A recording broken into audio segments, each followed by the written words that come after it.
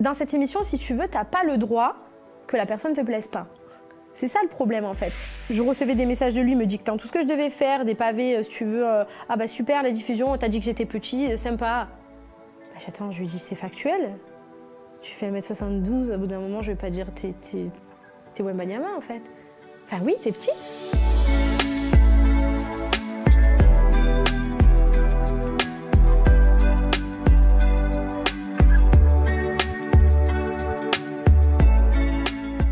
Maureen, bienvenue. Salut, merci Sam.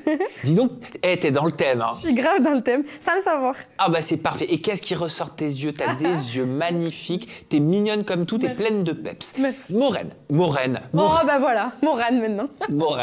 Maureen, on t'a tous découvert dans la saison 7 de Mariée au premier regard sur M6. Tu rencontres au premier regard ton futur époux, celui à qui tu demanderas le divorce plus vite que ton ombre.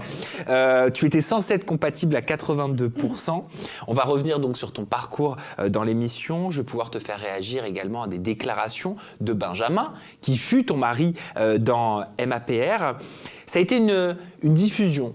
J'ai constaté difficile pour toi en écrivant cette interview parce que je me suis aperçu qu'il y avait eu énormément de commentaires haineux te concernant et je me suis surtout aperçu que à force de recevoir des candidats de Mariée au premier regard et d'écrire des interviews de Mariée au premier regard, que dans Mariée au premier regard, ce sont systématiquement, quasiment, les femmes, les mariées, qui se font démonter sur les réseaux sociaux.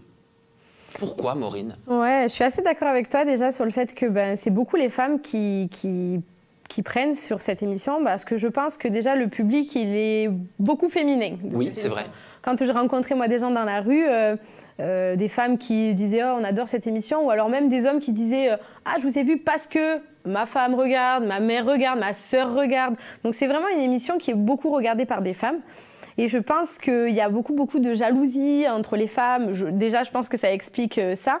Les mecs sont beaucoup plus cool et je vois mal un mec se dire bah, tiens, je l'aime pas à la télé, je vais lui envoyer un pavé pour le détruire. Quoi. Ouais, parce que toi, tu as été traitée de sorcière plus d'une fois. Mais j'ai envie de dire que c'est l'insulte, entre guillemets, la plus light. Ah bah ouais. On reviendra sur tous ces commentaires et tout ce que tu as subi pendant cette diffusion de Mariée au premier regard. Mais dans un premier temps, commençons par les bases. T'as connu une relation amoureuse particulièrement difficile parce que t'as appris que l'homme que tu aimais, en tout cas pour lui, tu n'étais pas la première dans son cœur, mais tu étais la seconde parce que c'était un homme marié, c'est ça? C'est ça. En fait, j'ai été pratiquement 1 an et demi avec cette personne et au début, tout se passait bien parce que c'est vrai que quand après on me connaît dans la vie, mes proches me disaient mais comment toi, t'as pu te faire berner en fait? Parce que je suis quand même quelqu'un de pas endormi, je suis quelqu'un de lucide, enfin, je vois les choses et en fait vraiment là... j'ai rien vu venir et bon, moi je l'aimais, donc pas de souci avec ça. Et en fait, si tu veux, sur 8-9 mois, vraiment, ça se passait super bien. Donc bon, bah nickel, il était souvent chez moi, etc. Mais moi, jamais chez lui, si tu veux. Donc bon, c'est un début, etc. Et en fait, il allait loin dans son mensonge pour me cacher... Bon, je savais qu'il avait des enfants parce que bon, il les avait tatoués, donc là, il n'y avait pas de souci, tu vois. Mais je pensais qu'il était séparé de la mère des enfants. Et en fait, en réalité, il ne l'était pas. Et je l'ai appris sur le tard, ou après, ça commençait un petit peu à se dégrader, la relation. Et moi, c'est vrai que j'ai cherché à savoir pourquoi il venait de moins en moins chez moi, pourquoi ci, pourquoi là. Et en fait, en creusant, qui cherche trouve, tu vois. Et en creusant, j'ai découvert que voilà, il y avait des mensonges sur mensonges sur mensonges pour me cacher qu'en fait, il était encore avec quelqu'un. Mais ça veut dire quoi? Ça veut dire que tu as été la maîtresse pendant tout ce temps? Ouais, ça veut dire qu'en fait, moi, j'étais pas l'officielle, quoi, si tu veux. J'étais l'officieuse. D'ailleurs, ça m'a valu des commentaires affreux, tu vois. De toute façon, tu seras jamais l'officielle de quelqu'un. Tu mérites que d'être le second rôle. Le fait de t'être confiée, en fait, sur ton histoire de vie? En fait, c'est prendre les points faibles de quelqu'un et tirer dessus, tu vois, en sachant que c'est quand même... ce pourquoi il est là aujourd'hui dans Mariée au premier regard, parce qu'il a vécu des choses difficiles, etc. Et je trouve que c'est petit, finalement, de s'en prendre à... Toi, tu te livres à cœur ouvert et en fait, on se sert de ça pour appuyer là où ça fait mal. Je trouve ça petit, tu vois. Bah oui, c'est petit parce que quelque part, c'est la double peine. Pour toi, tu as eu une première peine parce que tu as des déconvenus. Tu découvres que l'homme que t'aimes mène complètement une double, voire une triple vie. C'est déjà terrible. Je veux dire, quand l'amour est là, quand l'amour est installé, comment on réagit face à ce type de situation? Si tu veux, en fait, J'avais une copine, parce que c'est vraiment allé loin, il m'avait dit que voilà, son père était à l'hôpital, etc. Alors que c'était faux, tu vois. Et pour moi, ceux qui ont regardé Mario au premier regard savent ô combien ma famille, c'est ma vie. Et je mentirai jamais, je me servirai jamais de ça de prétexte pour mentir à quelqu'un. Enfin, je trouve que c'est grave, on se sert pas de ça, tu vois. Et j'avais une copine qui travaillait en fait avec des bénéficiaires dans les hôpitaux. Et un jour, je lui avais raconté cette histoire et elle m'avait pas dit, mais elle avait mené sa petite enquête, etc. Elle, puisqu'il y a le secret médical, donc elle était dans le truc et tout. Et un jour, elle m'appelle, elle me dit, mais t'es assise? Ben, je lui dis oui, enfin vas-y, dis-moi quoi. Elle me dit, il n'y a pas de monsieur Untel à cet hôpital en fait. Il n'est pas là. Ben, je dis, comment ça? Comment je peux remettre moi la parole de mon mec en fait en question alors qu'il me dit un truc super grave? Moi, je le comprenais, je l'épaulais, voilà. Elle me dit, non, il n'y est pas en fait. Donc là, ça s'écroule, quoi, tu vois. Et la fois d'après, quand il me téléphone, ben, je lui dis, écoute, je sais tout. Je sais tout, je sais que c'est faux, je sais que maintenant, je veux savoir qu'est-ce que tu fais pendant que tu me dis que tu es au chevet de ton père, en fait. Et c'est là qu'en fait, le mensonge a commencé à pointer le bout de son nez, tu vois, et la vérité a éclaté au grand jour. Et en fait, dans son téléphone, comme je disais dans Mario au premier regard, parce que je l'ai raconté, dans son téléphone, il y avait, dans les messages, il y avait un nom de mec, en fait, si tu veux. Et moi, je me dis, je vois le début du message, et je vois des cœurs, des cœurs, des cœurs, des cœurs. Et en fait, je clique, et je pensais découvrir la femme avec qui il était. Mais en fait, si tu veux, je découvre ma conversation. Donc moi, j'avais un nom de mec dans son téléphone. C'est là que j'ai compris que c'était moi, enfin que j'étais pas l'officiel, quoi. Tu t'appelais comment? Je m'appelais Hamza. Original. Original. Et même là, en fait, si tu veux, je lui ai tout mis sur un plateau. Et même là, il me disait non, mais j'ai emmené mon téléphone à réparer, donc peut-être qu'il y a eu un truc qui fait que les noms. Non, tu l'as amené à réparer, tu l'as pas. Enfin, le mec, il n'a pas échangé les noms, quoi, en fait. Même là, tu vois, il l'avouait pas. Et en fait, si tu veux, j'ai jamais eu d'explication. Il a essayé de te faire passer pour folle? Ouais. Ah oui, je pense que la meilleure défense, c'est l'attaque, en fait. Et donc, dès que tu te sens piégé, tu vois, il montait le ton, il me disait, mais non, mais enfin, et tout. Enfin, tu vois, c'est tellement plus simple de la jouer comme ça que d'avouer, finalement. Mais moi, je lui disais, je te sers tout sur un plateau, je sais la vérité, je la sais. Pourquoi tu me la dis pas? Pourquoi tu m'expliques pas? Bah, t'avais besoin d'être libérée. J'avais besoin d'une explication que je n'ai jamais eue. Et aujourd'hui, on est en 2024, j'ai pas d'explication. Donc tu l'as toujours pas eu? Donc comment elle s'arrête, cette relation? Moi, je découvre ça, donc je porte un autre nom sur son téléphone. Je comprends, après, il faut pas me faire un dessin. Au bout d'un moment, ça va, j'ai compris.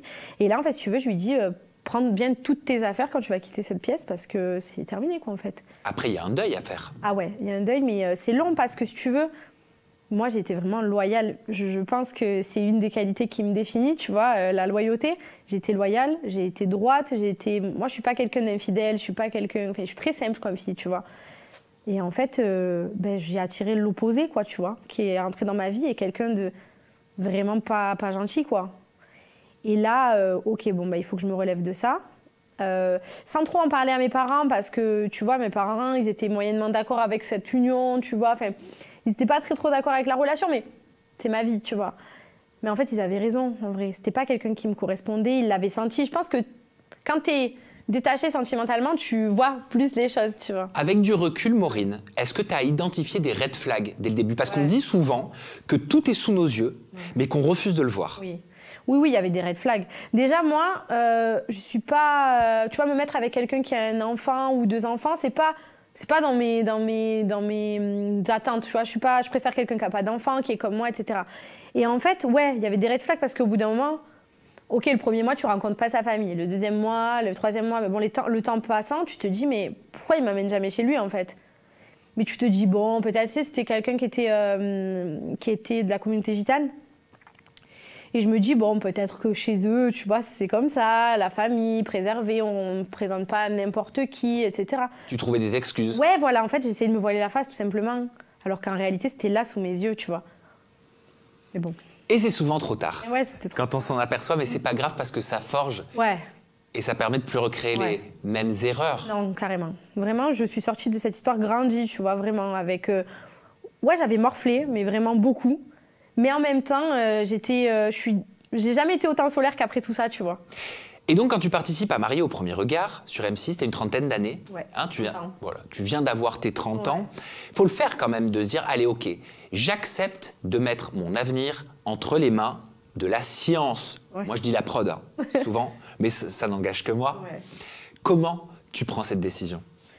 En fait, ça faisait déjà 2 ans, tu vois, que j'avais envie de participer à Mario au premier regard, que mes copines me faisaient des blagues à mes anniversaires en me faisant une enveloppe avec le truc de Mario au premier regard et tout, en rigolant.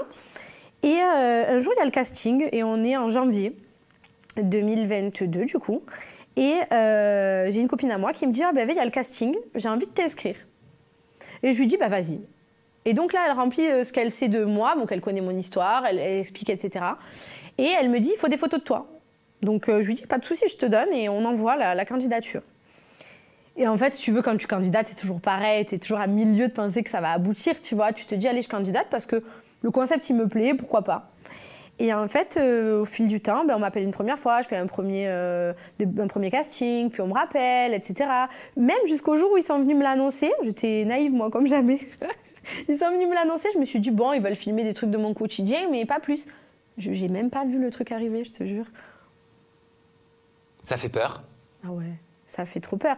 Je pense qu'il faut avoir vraiment beaucoup de courage, tu vois, pour participer à cette émission. Et contrairement à ce que disent les gens sur les réseaux, j'étais totalement guérie. Je pense que pour faire ça, il faut être totalement en paix avec toi-même et ne pas avoir à te traîner tes casseroles, etc. Je pense qu'il faut être vraiment prêt. Donc évidemment, j'étais guérie de tout ce qui m'était arrivé avant. Alors qu'est-ce qui fait, Maureen, qu'à Gibraltar, au moment où tu découvres donc au premier regard celui qui va être potentiellement ton époux, tu dis oui, alors que par la suite, on apprend que c'était pas le coup de foudre au premier regard, c'était pas de prime abord ton style, c'est ça, Benjamin? Totalement. Moi, c'est vrai que quand tu passes les castings, tu en dis long sur ce que tu aimes, sur ce que tu n'aimes pas. Et arrivé à 30 ans, je pense que ça y est, tu peux faire un bilan de ce que tu as vécu en sachant très bien ce que tu veux et ce que tu veux plus. Donc j'avais vraiment dit plein de choses et tout. Et puis c'est vrai que quand j'arrive à Gibraltar, je me dis, waouh, physiquement, c'est pas totalement mon style, quoi. Mais en fait, si tu veux, je suis là dans cette expérience, ça m'a demandé énormément d'investissement, de temps, d'énergie, tout ce que tu veux. Et en fait, je me dis, peut-être physiquement ça le fait pas, mais au niveau du caractère, ça va matcher. Et j'ai des exemples de personnes que j'ai bien aimées dans ma vie qui, au premier abord, ne me plaisaient pas de dingue physiquement, mais qui finalement, avec le caractère, tu vois, je les trouvais de plus en plus mignons, de plus en plus attirants. Et puis, il n'y a pas que ça, tu vois, il y a le côté intellect. Enfin, moi, je suis attirée par beaucoup de choses qui se passent au niveau cérébral, pas que physique. À 30 ans, je pense qu'après, t'as plus 18 ans, t'es plus sur le physique, un physique parfait, etc. C'est faux. Alors, Benjamin a dit par la suite, je me suis posé la question de sa légitimité dans l'émission, en parlant de toi. Moi, si je sais que je ne suis pas capable de m'ouvrir à quelqu'un en quelques semaines, je ne m'inscris pas. Est-ce que tu comprends qu'il se soit posé la question de ta légitimité dans cette émission? Non, je ne comprends pas, et d'autant plus que lui, tu vois, il a été recruté sur Tinder, en fait. Voilà, je ne sais pas si les gens savent ça. Moi, j'étais pas au courant. Je l'ai appris par la suite, moi aussi, tu vois. Parce qu'en fait, il y a des chasseurs de tête pour les émissions. Attends, Mario au premier regard recrute des profils sur Tinder. Ouais, mais c'est lui qui me l'a dit, donc je l'ai su, carrément. Moi, je me suis inscrite de mon plein gré, ça, je te le dis. C'est clair et net. Mais Tinder, communément, de ce que j'entends, la plupart des gens, les retours que j'ai de copines et tout, me disent Tinder, c'est pour coucher. Voilà. Voilà. Après, j'ai découvert le personnage petit à petit, tu vois, et je me suis dit, en fait, il me correspond pas du tout. Donc déjà, j'ai appris qu'il avait été recruté sur Tinder. Là, je me suis dit, waouh. En fait, qui est illégitime, là, entre lui et moi, finalement? Moi, je me suis inscrite de mon plein gré. Ça veut dire que je fais la démarche de m'inscrire. Ça me demande du temps, c'est énergivore, tu vois, c'est chronophage, c'est tout ce que tu veux. Lui, alors pourquoi dire ça dans ce cas s'il sait qu'il a été recruté sur Tinder? Parce que les gens vont pas le savoir, c'est toujours pareil. Enfin, tu vois, les gens ils savent pas. Quel est le but alors de dire que toi tu serais pas légitime? Je sais pas. Peut-être parce que lui-même ne l'était pas et donc du coup effet miroir, tu vois. Je sais pas. Honnêtement, j'en sais rien parce que je te dis ça. On s'est contacté pendant la diffusion parce que on a une chronologie, tu vois, respectée au niveau des posts, par exemple sur Instagram, tout ça, pour pas spoiler, tout ça. Donc on s'est parlé à ce moment-là. Puis après, ça a été silence radio, c'était fini. Alors pourquoi par la suite, Benjamin, il dit qu'il a le sentiment de s'être investi pour rien avec toi et d'avoir perdu son temps? Écoute, je sais pas. Honnêtement, je trouve que c'est pas correct de sa part, sachant que voilà tous les échanges qu'on a eus. Enfin, lui, tu vois, moi, je sais pourquoi j'étais dans cette émission. J'avais envie de trouver quelqu'un. Je rencontre des gens dans la vie, ça le fait pas, et je me dis pourquoi pas participer à cette expérience. C'est un truc comme un autre finalement. Bon, avec il faut avoir un peu plus de cran, tu vois, que dans la vie en général. Mais voilà, c'est tout. Et si tu veux, lui. Il était vachement sur le paraître, il était vachement sur « et qu'est-ce qu'on va penser de moi ?» Non, mais attends, je t'explique. Là, moi, je vois le montage, c'est qu'est-ce qu'on va me balancer à moi. Finalement, lui, des commentaires haineux, j'aimerais bien savoir s'il en a reçu plus que 10 dans toute la diffusion, tu vois. Alors, tu vas me parler du montage, parce qu'il doit y avoir une raison si tu me parles de ça, certainement. Mais pourquoi lui, il dit qu'il a l'impression d'avoir été utilisé par toi? Ben, parce que je sais pas. Parce que, en fait, dans cette émission, si tu veux, t'as pas le droit que la personne te plaise pas. C'est ça le problème, en fait. C'est que dès lors que tu es la personne qui dit, ben, la personne qu'on m'a présentée, ben, ça colle pas, ben, c'est là que tu passes pour le méchant. Lui-même n'a pas dû comprendre. Parce qu'il faut savoir un truc, c'est que je lui ai dit en off quand même. Avant de le dire face caméra, je lui ai dit, écoute, j'ai pas du tout eu le coup de cœur, mais je préfère te le dire en off, parce que je suis quand même... je te respecte, tu vois, je sais ce que ça demande comme investissement de venir ici. La famille, t'amènes tout le monde, c'est une dose de stress pour tout le monde, tu vois. Et je te le dis en off. Et lui, il m'a dit tout de suite, ah bah de toute façon, moi non plus, tu me plaisais pas, donc voilà. Mais plus par une réaction, tu vois, peut-être d'ego, tu vois, je l'ai senti sur la défensive, en fait, alors que moi, je lui ai apporté ça plutôt déçue et dégoûtée de lui dire, tu vois. Mais c'est vrai qu'encore une fois, on parlait de souvent les femmes qui sont traitées de sorcières dans l'APR, mais souvent, ce sont les femmes qui disent... Ou alors qui sont montrés en train de dire « Ah, il n'est pas mon style, il ne me plaît pas vraiment », et donc qui se prennent la foudre des téléspectateurs. Peut-être qu'on a plus de... Moi, je trouve que c'est du respect, tu vois, de dire ça. Je ne vais pas commencer... Si j'avais joué avec lui, avec ses sentiments, ou admettons pour faire le buzz, ou que sais-je encore, ouais, j'aurais compris qu'il dise « Je me suis sentie utilisée », tu vois. Mais moi, je trouve qu'au contraire, le fait de lui dire ben, que j'ai pas eu le coup de cœur, je trouve que c'est sincère et honnête de ma part. J'aurais très bien pu, hein. Tu sais, Sam, le tournage, il dure une semaine. Qui peut ne pas se forcer? Enfin, moi, je peux me forcer pendant une semaine, je peux faire semblant. Mais c'est pas moi. Je l'ai pas fait. Je m'en fichais de savoir si j'allais avoir 30 000 abonnés, 150 000, 200 000. Je n'avais rien à faire, moi. On t'a demandé parfois de faire semblant pendant le tournage? Ouais, alors, c'est assez libre. Mais parfois, on peut te suggérer, tu vois. On peut te suggérer, on peut te demander est-ce que là, tu ferais pas un petit... Est-ce que là, tu lui prendrais pas la main? Est-ce que là, tu ferais pas un petit câlin dans le spa, un petit truc? Ah, genre pendant le voyage de noces? Voilà. Tu vois, pour qu'ils aient de matière, quoi, en fait. C'était à Fès, toi? Ouais, c'était à Fès, à Maroc, ouais. C'est ça, t'as pu profiter? Ben, de la ville, je te dirais pas trop, parce qu'en fait, c'est très timé par les ITV, il faut faire une activité parce qu'il faut que ça soit propice au rapprochement. Tu vois, c'est très court. À la télé, on a l'impression des fois que ça dure. Nous, on s'est mariés le lundi, on est rentrés de Fès le samedi, peut-être, tu vois. Pourquoi tu me parlais du montage? Ben, je te parlais du montage parce qu'en fait, moi, je me suis pas retrouvée dans le montage dans le sens où on a pris un peu des bribes de phrases que j'ai pu dire, on les a mis là, il fallait tourner un truc. Il fallait qu'on explique pourquoi ça n'avait pas fonctionné, pourquoi c'était pas allé jusqu'au bilan. Ah oui, parce que vous avez refusé d'aller au bilan, vous avez demandé le divorce avant d'ailleurs. Ouais. Mais moi, encore toujours dans ma ligne de je te respecte, je vais pas... Toi, tu dis que je t'ai fait perdre ton temps, mais moi, je ne vais pas te faire perdre ton temps ni le mien à venir jusqu'à Paris, à aller au bilan, à ceci, à cela, alors qu'on sait qu'il n'y a rien. Moi, je suis allée jusqu'à chez lui, tu vois. Il habite à Béziers, c'est plus de 2 heures de route de chez moi. J'y suis allée pour lui dire, écoute, je pense que ça ne sert à rien qu'on force, tu vois. Et puis, il y a une séquence qui t'a complètement bouleversée. Je sais que tu n'en as encore jamais parlé et que c'est la première fois que tu vas en parler, mais qui a été très difficile pour toi et qui a dû quelque part avoir un impact sur cette aventure. Tu peux nous en dire plus?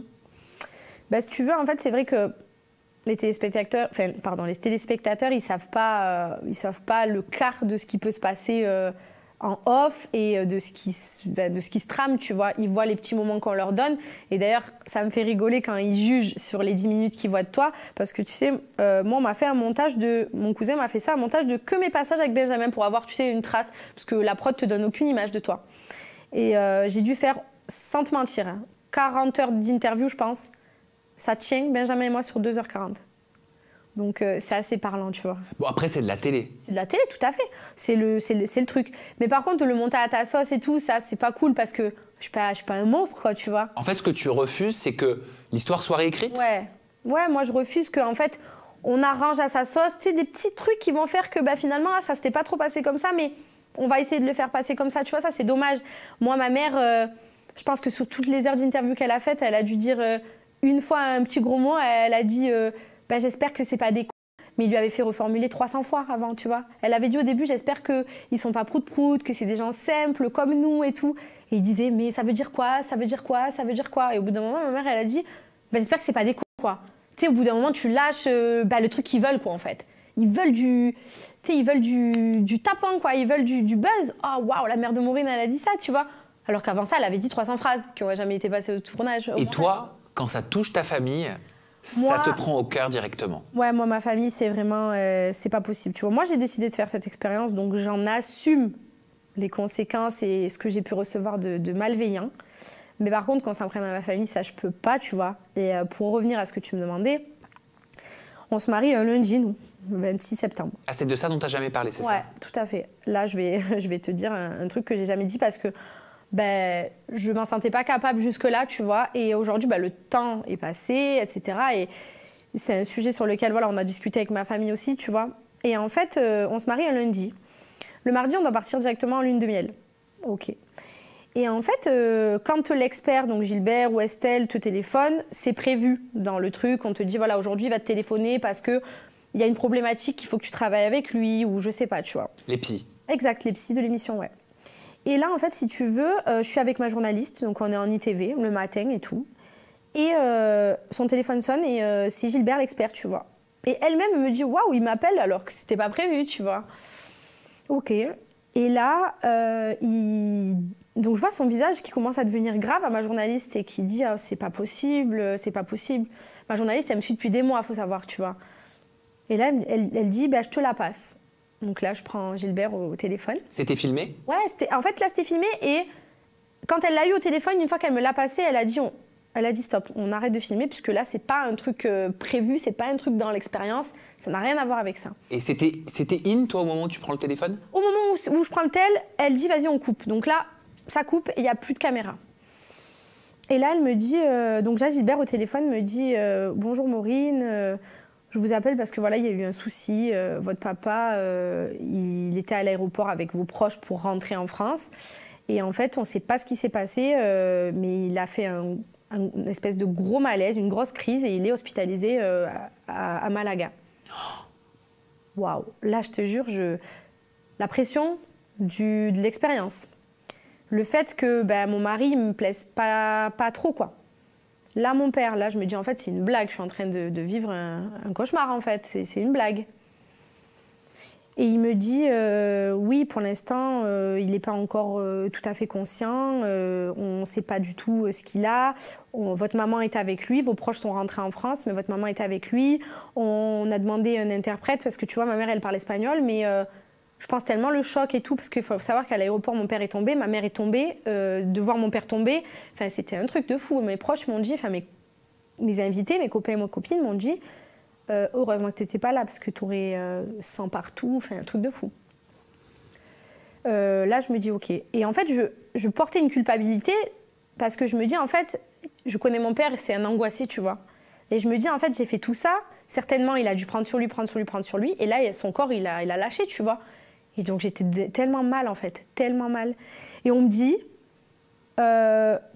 tu vas avoir peut-être la possibilité de le voir, on ne sait pas trop encore, parce qu'on ne sait pas ce qu'il a, on ne sait pas, mais toi, tu dois partir en voyage de noces, tout ça. Là, je leur dis, mais en fait, moi, le voyage de noces, pour l'instant, ce n'est pas ma priorité. Là, il s'agit de la santé de mon père, on ne sait même pas ce qu'il a, je ne peux même pas lui parler au téléphone, il a endormi. Vous êtes en train de m'annoncer un truc de fou, tu vois.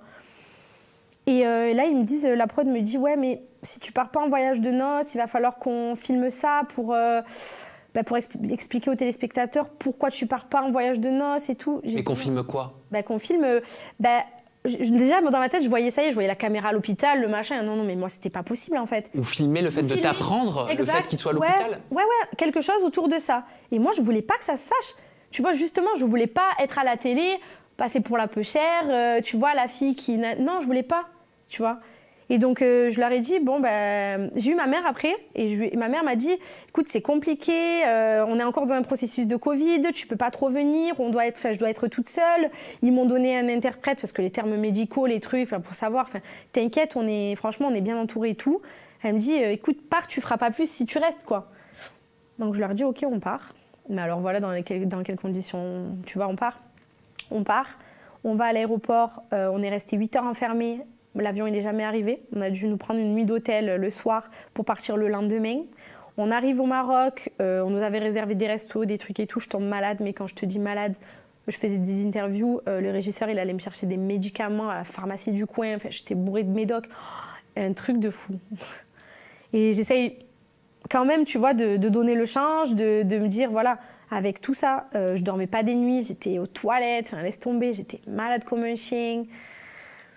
Voilà, donc je me dis, waouh, un truc qui devait être une expérience positive, cool et tout, et je me dis, en fait, ça, c'est... Toujours dans les situations, les bonnes situations, c'est toujours un moment de pas de chance, moi, voilà, c'est comme ça. Ah, c'est lourd, hein? Ouais, c'est lourd. C'est lourd. C'est lourd parce que je pense que l'expérience en elle-même, sans rien autour, c'est déjà assez lourd.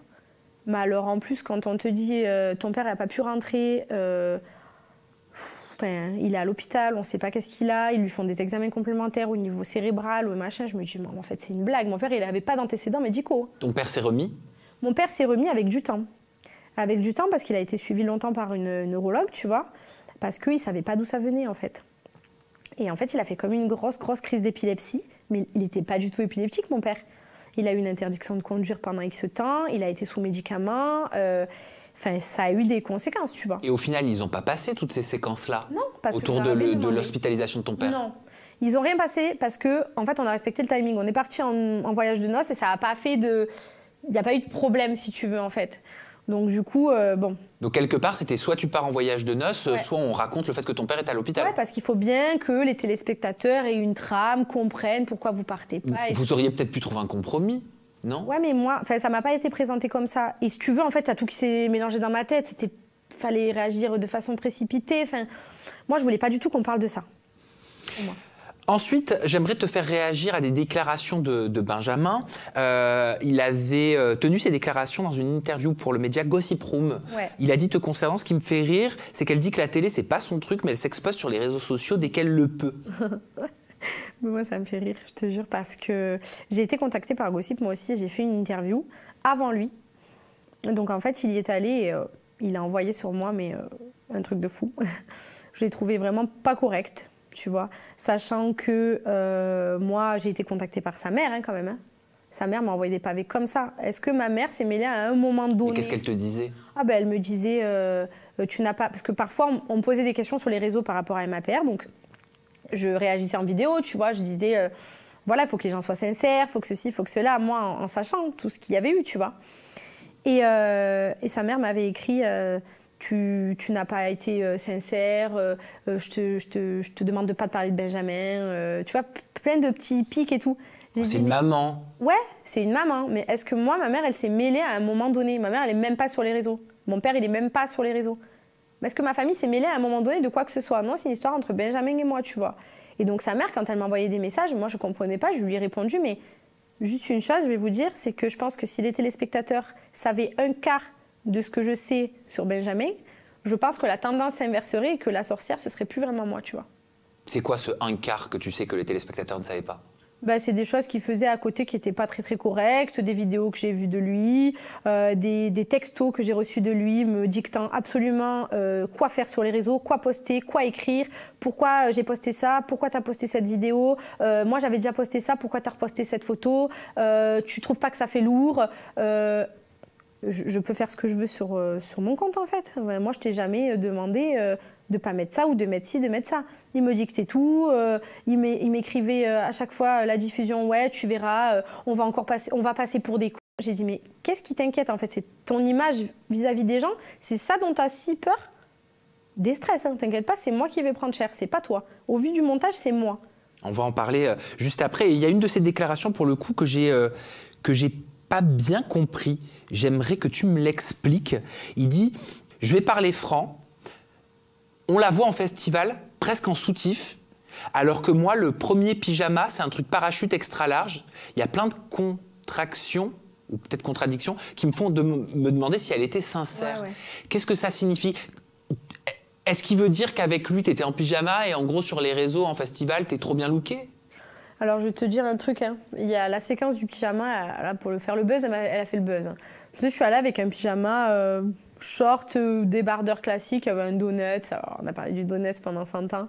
Mais j'ai envie de te dire un truc, l'habit ne fait pas le moine, tu vois. Une fois que tu te couches, les caméras, il n'y a plus rien. Tu peux être en pyjama donuts et être une gourgandine, tu vois, et tu peux être en tenue sexy et être une sainte nitouche. Alors pour moi, la tenue vestimentaire, elle n'a rien à voir là-dedans. Déjà, on m'a taclé sur ça. J'ai entendu qu'en interview, il avait dit que lui, il était allé chez l'esthéticienne, il avait essayé de se faire beau et tout, et que moi, j'étais venue en gros en paillou, quoi. J'étais venue en pyjama pourri et tout. Et après, en fait, parce que je suis allée à un festival avec d'autres candidats de Marie au premier regard, et tu sais, c'est les festivals, c'est un peu style Coachella et tout. Donc j'avais mis un soutien-gorge et par-dessus, tu sais, un truc ajouré avec des paillettes et tout. Et c'est de là, en fait, c'est de ça dont il parlait. Mais je vois pas le rapport, en fait. C'est comme si j'étais déguisée, quoi, si tu veux. Je vais à un festival, je suis habillée en Coachella, c'est pas ma tenue de tous les jours. En fait, moi, au bout d'un moment, je suis prof dans un collège. Donc oui, je vais pas m'afficher un string... Tu vois, à un moment donné, c'est pas... Je comprends pas, en fait. Et c'est à quel moment de la diffusion que tu commences à recevoir des messages horribles? En fait, si tu veux, c'est...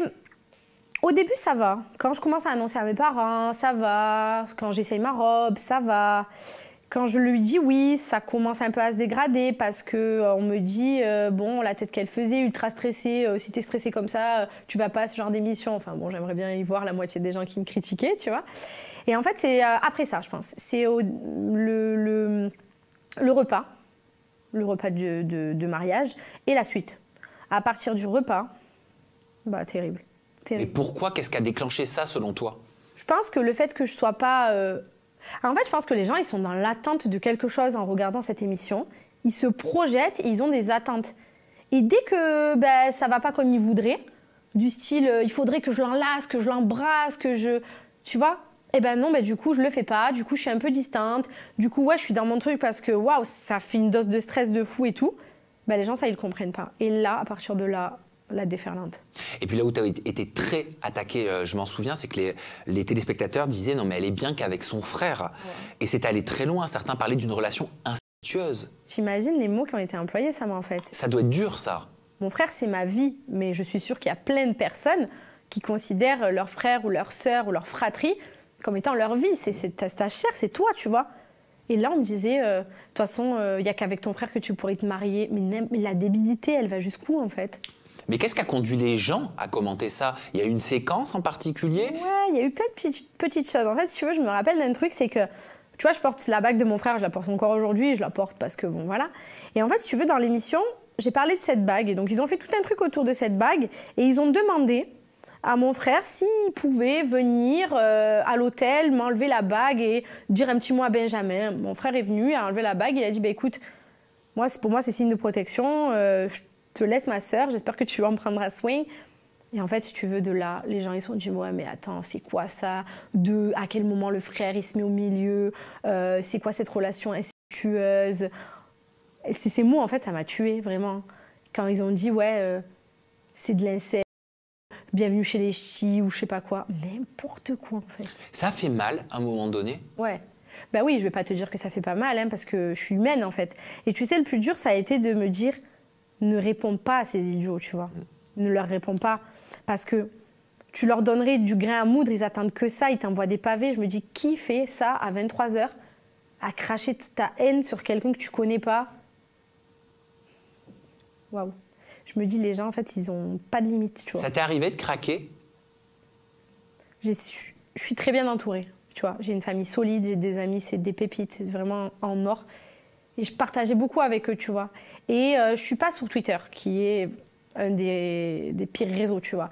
Je suis pas sur Twitter, donc je voyais pas tout ça. Mais déjà, Instagram, ça me suffisait. Par diffusion, je recevais des dizaines et des dizaines et des dizaines de messages très, très méchants. Même sur le physique? Ouais. T'es la même que ton frère avec des cheveux. On parlait de la calvitie de mon frère. Mais quel rapport, en fait? Quel rapport? C'est d'une violence, hein? Ouais, inouïe, je te jure. Honnêtement. Quand tu traverses ça, après, t'es solide. Hein. Tu peux encaisser pas mal de choses. J'ai pas craqué parce que c'est pas dans mon tempérament. Je suis quelqu'un de très solide, vraiment. Mais je me suis dit, ah ouais, en fait, si c'est pour recevoir des trucs comme ça, moi, je croyais que c'était un truc bienveillant, tu vois. Eh ben, les gens qui regardent ça, c'est pas des gens qui sont tous bienveillants, je te le dis. T'as regretté cette expérience? Je ne l'ai pas regretté parce que j'avais envie de la faire. Je trouve que c'est incroyable, je m'estime plutôt chanceuse. Moi, j'essaye toujours de voir le positif dans les situations.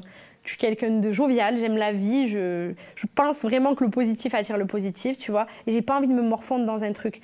Alors, à côté de ça, j'avais des messages bienveillants, j'avais des gens qui disaient « c'est une trop belle relation que tu as avec ton frère, on te comprend, c'est beau », enfin, tu vois, voilà. Et je me disais « allez, tu t'accroches à ça. Accroche-toi à ces gens qui ont compris, qui sont lucides, qui sont intelligents, qui disent « ok, on voit 10 minutes ». Mais la personne, elle est certainement pas du tout comme ça. Enfin... Et pourquoi, avec Benjamin, vous avez demandé le divorce avant le bilan? Parce qu'on voyait que, si tu veux, je pense que, je sais plus exactement combien de temps après les vies communes. Tu sais, les vies communes, c'est quand tu vas chez l'un et l'autre vient chez toi. Je sais pas combien de temps après le bilan se passe. Je sais plus vraiment. Mais en fait, moi, si tu vois, on n'a même pas fait la vie commune. Moi, je suis allée chez lui. Je lui ai dit. Donc, j'ai fait la route et tout à mes frais. Hein. J'ai tout fait, etc.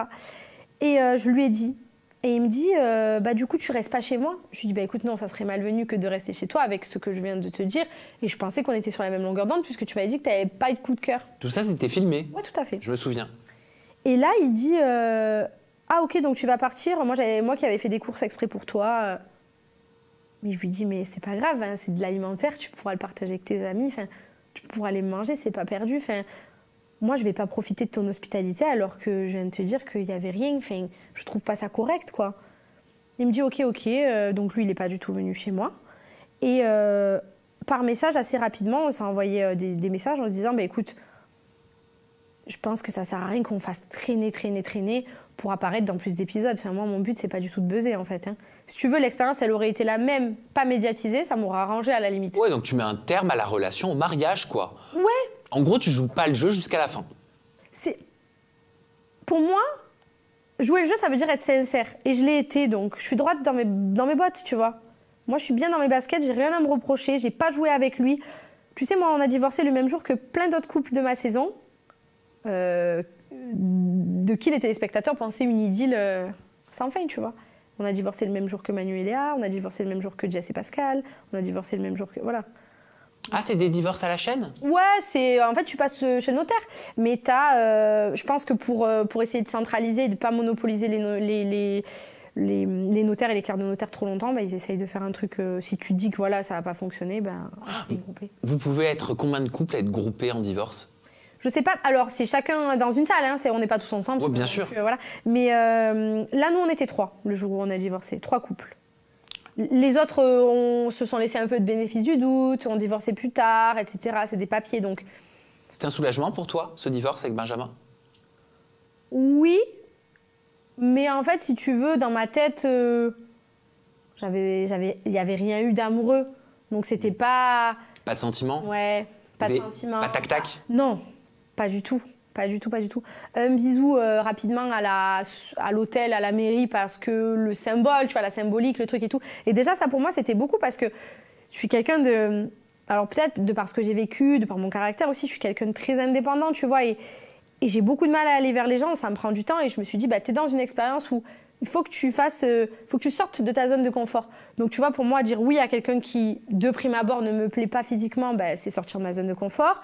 L'embrasser comme ça, alors que je ne le connais pas, c'est sortir de ma zone de confort. Aller en lune de miel avec quelqu'un, rester H24 avec la personne, etc. Tout ça, c'est sortir de ma zone de confort. Alors, chacun a sa zone de confort et son seuil, tu vois. Et pourquoi, malgré le divorce, ok, c'est votre décision, vous décidez de ne pas aller au bilan ensemble? Ça veut dire quoi? Ça veut dire qu'en fait, au-delà d'avoir de l'eau dans le gaz entre vous, de ne pas vous correspondre, il y avait des tensions? Ouais, si tu veux, j'ai vite senti ça que peut-être qu'on n'était pas là pour les mêmes raisons, tu vois. Moi, je le savais que j'étais là pour la vraie raison, puisque c'est moi qui me suis inscrite de mon plein gré. J'avais envie de trouver quelqu'un. Ils m'ont trouvé quelqu'un par rapport à ce que la personne, elle a dit d'elle aussi, tu vois. Je sais pas, moi, ce qu'il a dit de lui en casting. Moi, je me suis dit... Sois honnête, Maureen, sur toute la ligne. Sois honnête sur tes qualités, mais sois surtout honnête sur tes défauts. Parce que c'est là qu'il faut que ça matche avec la personne. C'est les défauts. Je ne vais pas dire, quand on me demande est-ce que si sur cette situation, tu es amoureuse de quelqu'un, tu vas être jalouse ou pas jalouse sur une échelle de 1 à 10? Moi, si je vais être jalouse, je vais le dire. Je vais dire, ah non, là, ça ne va pas me plaire, je vais être jalouse, ou je vais réagir de telle manière, ou ceci ou cela. Je ne vais pas commencer à me magnifier, à m'embellir, à me sortir que des qualités. C'est faux. Moi, je veux que ça colle avec la personne, surtout au niveau de mes défauts et des signes, tu vois. Donc voilà, lui, je ne savais pas ce qu'il avait raconté pour que ça matche à ce point. Mais j'imagine qu'aujourd'hui, vous n'avez plus aucun rapport. Zéro. Zéro, il m'a supprimé très rapidement sur Instagram aussi. Je ne l'avais même pas vu, c'est mon frère qui m'a dit ah, ben, il t'a supprimé. Ah, j'ai dit ok.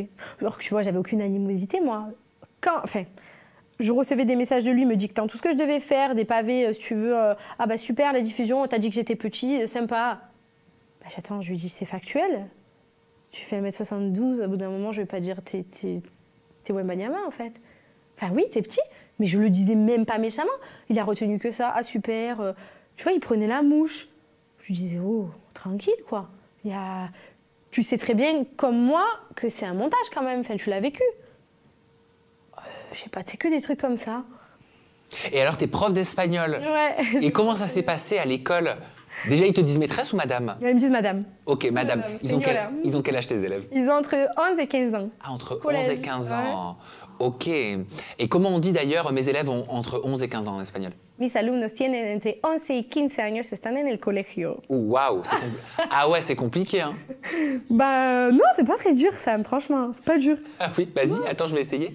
Los alumnos tienen entre 11 y 15 años. Los alumnos tienen entre 11 y 15. Tu vas manger la fin. La fin? 11 y 15 años. 11 y 15 años. Oui. 11 y 15 años. C'est bien pour quelqu'un qui n'a jamais fait d'espagnol. Ben non, Bah, voilà. je suis fière de toi. Mais c'est parce que je suis une bonne prof. Ah. D'ailleurs, justement, en parlant de prof, ça va. Les élèves, ils te parlent de la diffusion de Mario au premier regard, de tout ça. Ça n'a pas été trop dur? Ouais. En fait, si tu veux, j'avais vraiment bien... J'avais envie de faire cette expérience depuis 2 ans, tu vois, mais je le faisais pas vis-à-vis de mon boulot au début. Parce que je me disais, c'est intimiste. Enfin, c'est vraiment, pour le coup, c'est une émission qui rentre dans ton intimité. Moi, j'ai raconté des trucs de mon passé, de mes anciennes histoires. Enfin, on a tous été élèves, on voit tous le prof d'une façon. Déjà, quand on le croise au rayon yaourt, on est au bout de sa vie. Grave. Alors, imagine quand il commence à raconter que son mec avait une double vie, enfin, le truc de fou. Oui. Et puis, en fait, je me suis dit, bon, Maureen, pense à toi, c'est ta vie. Tu vois, c'est pas tes élèves qui vont te faire rencontrer un mari, en fait, au bout d'un moment. Donc, vas-y. Donc, je fais l'expérience et j'avais prévenu quand même ma direction. Je leur avais dit que que j'allais me marier. C'était un vrai mariage. Mais il y avait une petite particularité, c'est qu'il y avait des caméras. Donc, on allait me voir à la télé.